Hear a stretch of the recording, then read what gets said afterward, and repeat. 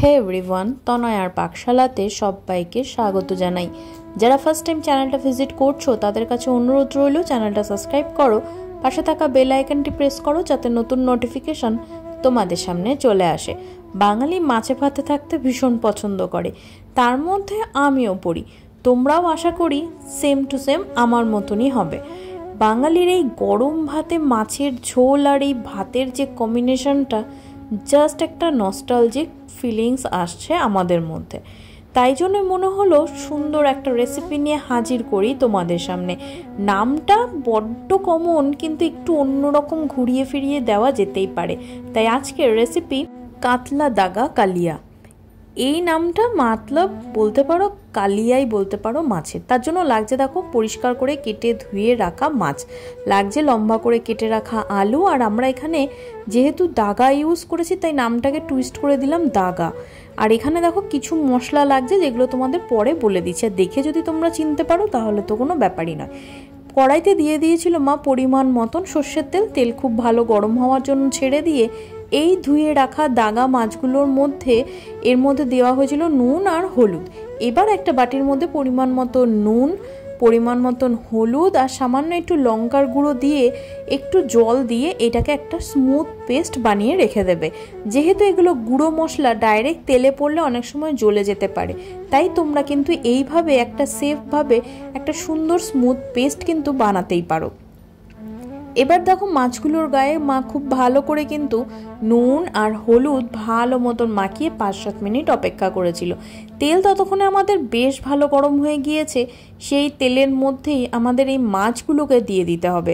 দিয়ে কিন্তু খুব সুন্দর করে একটু কড়া করে ভেজে নিতে হবে। দাগার মাছে একটু পরিমাণ মতন কাঁটা থাকে, তোমরা চাইলে কিন্তু এটা পেটি দিয়েও করতে পারো। এই দাগার জন্যই এর নামটা দিলাম কাতলা দাগা কালিয়া। কেমন হয়েছে কমেন্ট সেকশন খোলা রইলো, জানিও প্রত্যেককে তোমাদের কেমন লাগলো এই নামটি। ভালো লাগলেও জানিও, খারাপ লাগলেও জানিও। দেখো এবার এখানে মাছগুলো খুব ভালো মতন ভাজা হয়ে গেলে এবার এগুলোকে একটা পাত্রে কিন্তু তুলে নিতে হবে। মাছ এরকম ভাজা দিয়ে গরম ভাত খেতেও কিন্তু বেশ ভালো লাগে। যাই হোক, সেটাকে একটু সাইডে রেখে এবার চলো রান্নার দিকে আগানো যাক। ওই তেলের মধ্যেই কেটে রাখা লম্বা করে সেই আলুগুলোকে আমাদের দিয়ে দিতে হবে। দেখো আলুগুলোকে দিয়ে এবার এগুলোকে কিন্তু আমাদের খুব ভালো করে ভাজতে হবে সামান্য একটু নুন দিয়ে। এখানে আর হলুদ দেওয়ার কোনো প্রয়োজন নেই, চাইলে তোমরা দিতে পারো। এবার দিয়ে কিন্তু খুব ভালো মতন ভাজা হতে হতে ততক্ষণে দেখো একটা মিক্সারে দিয়ে দেওয়া হলো পরিমাণ মতন একটা গোটা সাইজের টমেটো, 2টো কাঁচা লঙ্কা আর সামান্য একটু আদা, রসুন, গোটা গোলমরিচ আর সাদা সর্ষে। এখানে সাদা সর্ষে এই ছোট চামচের 1 চামচ মতন নেওয়া হয়েছে। আর দেওয়া হলো পরিমাণ মতন জিরের গুঁড়ো, পরিমাণ মতন ধনের গুঁড়ো। এই সম্পূর্ণটা দিয়ে কিন্তু আমাদের দেখো দেওয়া হলো জিরের গুঁড়ো, ধনের গুঁড়ো। এবার এর মধ্যে সামান্য একটু জল দিয়ে একটা স্মুথ পেস্ট আমাদের বানিয়ে নিতে হবে। দেখো একদম স্মুথ পেস্ট তৈরি হয়ে গিয়েছে। তোমরা সাদা সর্ষের জায়গায় কালো সর্ষে ইউজ করতে পারো। এখানে আলুও কিন্তু আমাদের মোটামুটি ভালো মতন ভাজা হয়ে গিয়েছে। ভাজতে ভাজতে অলরেডি 60% মতন কুকড হয়ে গিয়েছে। এবার এগুলোকেও কিন্তু আমাদের একটা থালার মধ্যে তুলে নিতে হবে। ততক্ষণে যাদের অনুরোধ করলাম প্রত্যেকেই কিন্তু চ্যানেলটা সাবস্ক্রাইব করো, পাশে থাকা বেল আইকনটিও প্রেস করো।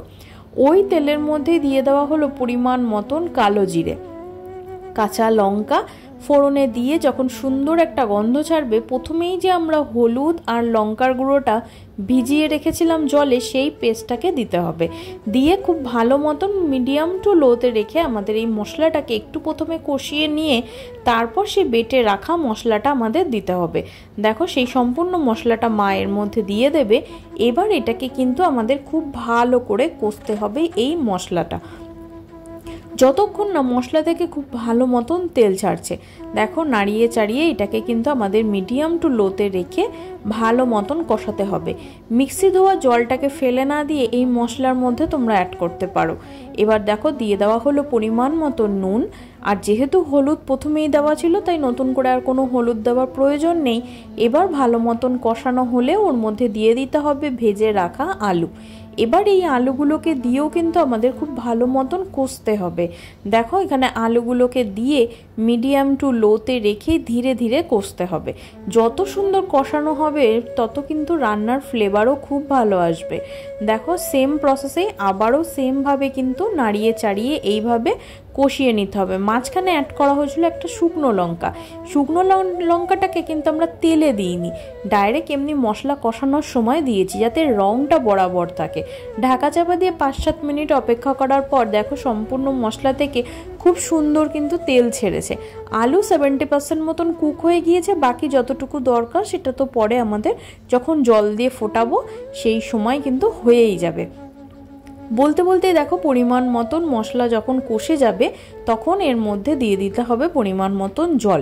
এখানে মাছের কোয়ান্টিটি অনুসারে এবং তোমরা ঝোল কে কীরকম খেতে পছন্দ করো সেই অনুযায়ী দিও। কিন্তু যেহেতু আমরা নামটা একটু অন্যরকম রাখলাম কাতলা দাগা কালিয়া, সেহেতু কালিয়াতে খুব বেশি ঝোল তো হয় না, একটু গা মাখা একটু সামান্য ঝোল বা যতটুকু ভাত দিয়ে মেখে খাওয়া যেতে পারে ততটুকু অনুযায়ী দিলাম। মাছগুলো দিয়ে ঢাকা চাপা দিয়ে 10 মিনিট অপেক্ষা করার পর আমাদের এই রান্নাটি কিন্তু অলমোস্ট ডান। খেতে ভীষণ ভালো লাগে, একবার হাইলি রেকমেন্ড করলাম, বানিয়ে খেয়ে দেখো।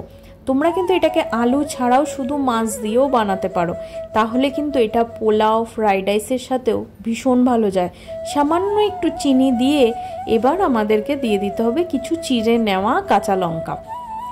যেহেতু এটার মধ্যে আমরা আলু অ্যাড করেছি সেহেতু এটা কিন্তু আমরা প্রেফার করব ভাতের সাথেই খেতে।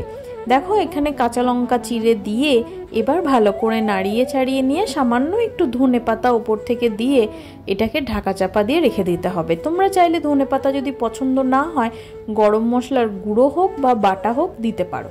দিয়ে ঢাকা চাপা দিয়ে স্ট্যান্ডিং টাইমে রাখলেই একদম রেডি কাতলা দাগা কালিয়া। ব্যাস আর কি, এবার এটাকে সার্ভ করে নিয়ে গরম গরম ভাতে, গরমকালে গরম ভাতটা ঠিক একটা যায় না, বাট ঈষদুষ্ণ গরম ভাতের সাথে এই মাছের ঝোলটি অসাধারণ যায়। হাইলি রেকমেন্ড করলাম তোমাদেরকে। ভালো লাগলে লাইক করো, শেয়ার করো, কমেন্ট করো, আর ছেড়ে যাওয়ার আগে চ্যানেলটা অবশ্যই সাবস্ক্রাইব করে দিয়ে যেও। আর বাড়িতে আত্মীয় স্বজন আসলে তাদেরকেও একবার এইভাবে খাইয়ে দেখতে পারো, বেশ ভালো লাগবে খেতে। আর যদি তোমাদের কাছে জানতে চাই রেসিপিটি কিভাবে করেছো তাহলে একবার তোমাদের কিন্তু এই অনুরোধটি করলাম, রেসিপিটি শেয়ার করে দিও। ভালো লাগলে আবারও বলছি লাইক করো, শেয়ার করো, কমেন্ট করো, ছেড়ে যাওয়ার আগে চ্যানেলটা সাবস্ক্রাইব করো। ধন্যবাদ, দেখা হচ্ছে আরও একটা রেসিপির সাথে। আমি আর আমার মা ফিরে আসছি।